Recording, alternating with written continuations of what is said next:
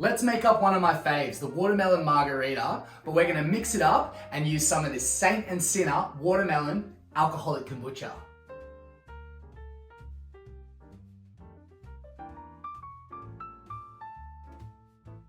I got my cute little glass here.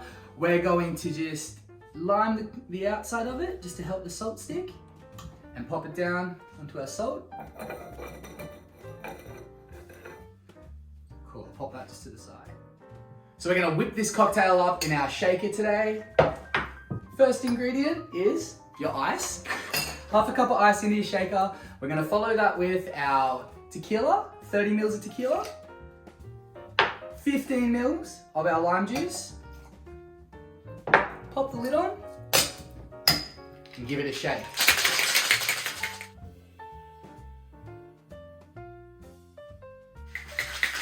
Alrighty, now that is getting nice and cold. All shaken off. All shaken up. Take the top off there. We're gonna grab our glass and pour this straight in there.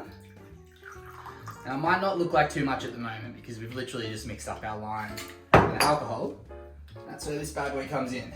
Your delicious alcoholic kombucha, and you're just going to fill that guy out there, I'd say. Not all of it. I'm gonna save some for another one. Big watermelon. We'll just get our watermelon, cut it up.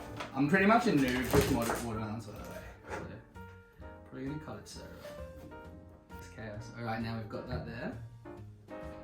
A little bit of watermelon to garnish, and we're just gonna.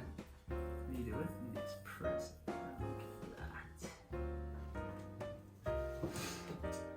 Alrighty, and there we go. A kombucha watermelon margarita. Cheers.